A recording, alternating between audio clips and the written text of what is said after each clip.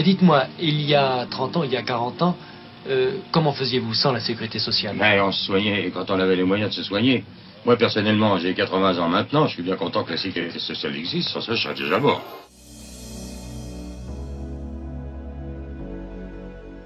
Vos repères santé. Épisode 1. C'est quoi la Sécu ?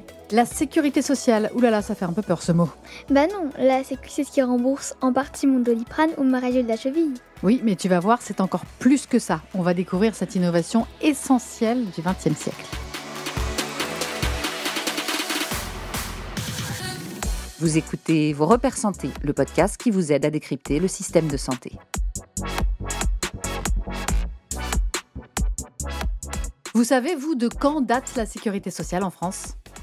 Alors, si vous venez de penser 20e siècle, après la Seconde Guerre mondiale, c'est la bonne réponse. 1945 exactement. C'est une idée qui vient d'Allemagne, du chancelier Bismarck, qui a mis en place le premier système complet d'assurance sociale dans les années 1880. Et en France, donc, c'est à la fin de la guerre, en 1945, que la sécurité sociale est créée. Et c'est qui invente la Sécu en France ? Alors, c'est une idée qui était dans les cartons des syndicats et de certains hommes politiques depuis plusieurs années et qu'on ressort quand la guerre se termine. L'idée, c'est aussi de protéger ceux qui vont reconstruire le pays. Les ouvriers, les salariés les plus pauvres. Ce sont les résistants, le Comité national de la résistance qui met ce projet de sécurité sociale dans son programme pour la France libérée. Mais c'est un homme qui porte ce projet à bout de bras. Il s'appelle Pierre Laroque. Au départ, c'est lui, l'architecte de la sécurité sociale. Il travaille pour le ministre du Travail de l'époque, Ambroise Croizat, qui en fait son combat. Ambroise Croizat fait partie du gouvernement de De Gaulle et c'est grâce à ces grands hommes que la sécurité sociale a enfin pu voir le jour. Tiens, on va l'écouter, Ambroise Croizat. Nous avons en discussion un texte qui tend à généraliser par palier la sécurité sociale à toute la nation française. Cette révolution, excusez-moi cette formule, est attendue par tout le pays. Il faut dire aussi qu'à cette époque, après 6 ans de guerre, la population française était dans un état plus que préoccupant. Pourquoi ? Alors, à cause du manque de nourriture, de charbon pour se chauffer et de médicaments, de graves épidémies se propagent. La tuberculose, par exemple, la typhoïde, la diphtérie.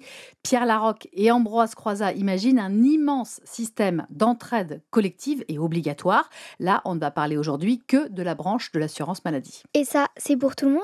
Alors non, au départ, il n'y a que les gens qui travaillent comme salariés qui peuvent être remboursés quand ils vont chez le médecin ou à l'hôpital, parce que ce sont eux et leur patron qui versent un peu d'argent chaque mois dans le pot commun de la Sécu. Et puis, heureusement, le système évolue. Il faudra attendre 1966 pour que les artisans, les commerçants et les professions libérales puissent avoir droit eux aussi à l'assurance maladie. Et puis, en 1999, enfin, tout le monde est couvert par l'assurance maladie, c'est-à-dire tous les gens qui travaillent ou qui vivent en France depuis plus de 3 mois. Tous les mois, M. Dupont peut voir sur sa feuille de paie qu'un prélèvement de 6,45% a été fait pour la sécurité sociale. Quant à l'entreprise qui l'emploie, elle verse pour lui 27,65% de son salaire. À quoi sert cet argent ? M. Dupont a souvent... Et aujourd'hui, qu'est-ce qui paie pour la Sécu ? Alors, tous les travailleurs et toutes les entreprises participent au financement de la Sécu. C'est ce qu'on appelle les cotisations et les contributions. Ça représente 90% du budget. Et ce qui reste, les 10 derniers pourcents, ça vient notamment des taxes sur la vente de tabac et d'alcool. Et oui. Et quand on est malade pour se soigner, c'est pas gratuit ? Alors non, c'est pas gratuit, mais on a la chance en France d'avoir la sécurité sociale qui rembourse une partie des soins, mais pas tout. Par exemple, on paie toujours 1 euro de sa poche à chaque fois qu'on va chez le médecin ou qu'on va faire une analyse de sang ou une radio. On paie aussi quelques centimes pour chaque boîte de médicaments. On appelle ça des franchises ou des participations. Elles ne sont remboursées ni par la Sécu, ni par la mutuelle, sauf en cas d'hospitalisation.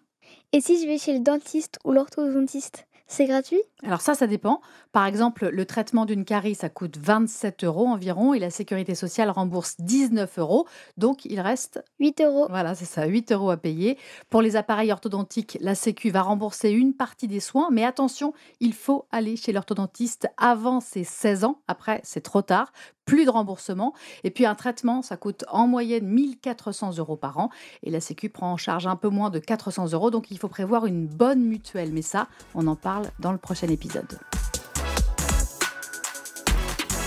Vos repères santé, un podcast proposé par Apivia Massif Mutuel, à écouter sur toutes les plateformes de podcast et sur les sites l'essentiel.massif.fr et apivia.fr.